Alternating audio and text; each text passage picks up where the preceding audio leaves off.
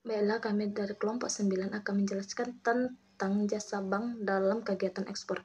Terlebih dahulu saya akan menjelaskan pengertian dari ekspor. Ekspor itu adalah suatu perdagangan dengan cara mengeluarkan barang ke pabean Indonesia, sedangkan menurut perundang-undang yang berlaku. Sedangkan impor adalah suatu barang dengan cara memasukkan barang ke dalam wilayah pabean Indonesia sesuai dengan undang-undang berlaku. Menurut Utomo dan Triyoso, itu ekspor itu adalah barang yang dari luar negeri ke negeri lain, negeri Indonesia atau ke dalam negara Indonesia. Seperti contoh yaitu barang, asuransi, jasa pada suatu tahun tertentu. Saya Desron Disregar. Di sini saya akan menjelaskan penjelasan dari kelompok kami, yaitu sistem pembayaran ekspor. Sistem pembayaran adalah sistem yang mencakup seperangkat aturan, lembaga, dan mekanisme yang dipakai untuk melaksanakan pemindahan dana guna memenuhi suatu kewajiban yang timbul dari suatu kegiatan ekonomi. Sistem pembayaran lahir bersama dengan lahir konsep uang sebagai media pertukaran atau medium of exchange atau intermediary dalam transaksi barang, jasa, dan keuangan. Menurut Gustian, sistem pembayaran ialah suatu alat dan sarana yang diterima dalam setiap melakukan pembayaran secara umum. Lembaga dan organisasi yang mengatur pembayaran tersebut, prosedur operasi, dan jaringan komunikasi yang digunakan untuk memulai dan mengirim informasi pembayaran dari pembayaran ke penerima pembayaran dan menyelesaikan pembayaran. Berikut di bawah ini adalah jurnal akuntansi dalam transaksi ekspor berdasarkan PIP revisi 2008. Yang A, SAIC atau LC atau SKBDN. Seperti diketahui, LC atas unjuk adalah LC yang syarat pembayarannya kepada beneficiary dilakukan pada saat dokumen-dokumen LC diajukan oleh eksportir kepada advice bank.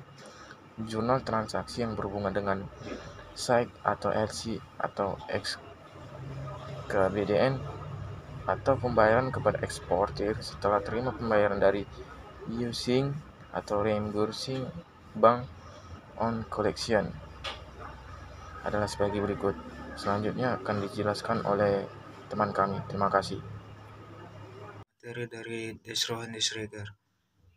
Yang pertama, saat terima LC atau SKBDN, advising bank tidak ada penjualan. Kedua, penerimaan provisi advising debit sama dengan cash atau rekening atau giro Bank Indonesia. Kedua, kredit sama dengan pendapatan komisi advising LC atau SKBDN. Ketiga, pengiriman dokumen negosiasi bank tidak ada penjualan. Keempat, saat terima pembayaran dari reimbursing atau issuing bank dan pembayaran kepada exporting atau beneficiary negosiasi bank. Debit sama dengan nostro atau giro bank Indonesia atau rekening antar cabang. Kredit sama dengan kas atau rekening atau giro Bank Indonesia. Kredit sama dengan pendapatan administrasi. B. Negosiasi SAIC LC atau garis miring SKBDN. Sedangkan jurnal transaksi yang berhubungan dengan negosiasi SAIC LC atau SKBDN adalah sebagai berikut. Yang pertama, saat terima LC atau SKBDN, advising bank tidak ada penjualan. Yang kedua, penerimaan provisi advising debit sama dengan kas atau rekening atau giro Bank Indonesia. Yang kedua, kredit sama dengan pendapatan komisi advising LC atau SKBDN. Yang ketiga, pengiriman dokumen negosiasi bank tidak ada penjualan.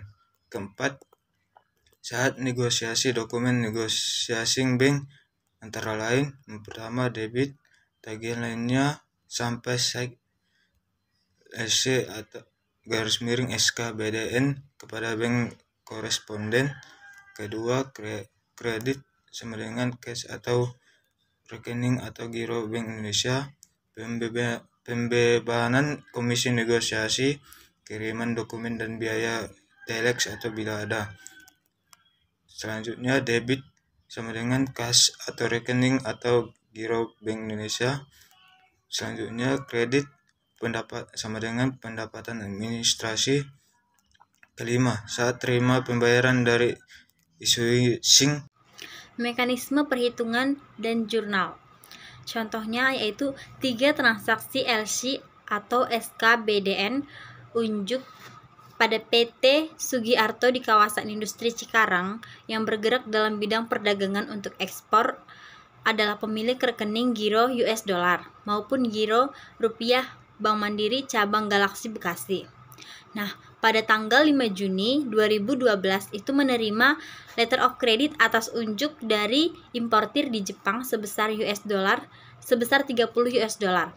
Dan pada tanggal 15 Juni 2012 PT Sugiarto itu meneruskan letter of credit tersebut ke Bank Mandiri untuk diproses lebih lanjut realisasinya. Oleh Bank Mandiri, dokumen letter of credit tersebut setelah diperiksa kelengkapannya lalu diteruskan kepada issuing bank di Jepang dengan membebankan biaya-biaya yang timbul antara lain. Yang pertama itu biaya komisi advising letter of credit sebesar Rp100. Yang kedua ada biaya pengiriman dokumen sebesar 50 US dollar dan yang ketiga ada biaya administrasi sebesar 0,125%. Nah, Bank Mandiri ini menerima pembayaran dari issuing bank pada tanggal 20 Juni 2012. Itu diminta buatlah jurnal akuntansi dari transaksi ekspor tersebut di atas apabila transaksi yang timbul dilakukan melalui rekening giro rupiah atau giro falas US dollar nasabah. Adapun jurnal transaksinya yaitu Jurnal Penerimaan Komisi Advising pada tanggal 5 Juni 2012 pembayaran Komisi Advising sebesar Rp 100.000 atas beban rekening giro dengan jurnal sebagai berikut. Tanggal 5 Juni 2012 debit rekening giro PT Sugiarto sebesar 100.000 dikredit pendapatan provinsi komisi lainnya advising sebesar 100.000. Baiklah, saya akan menjalankan penjelasan dari Hotmi tentang jurnal transaksi penerimaan pembayaran dan issuing bank pada tanggal 20 Juni 2012. Penerimaan pembayaran dari issuing bank dimasukkan ke rekening giro falas USD nasabah setelah dikurangi dengan biaya pengiriman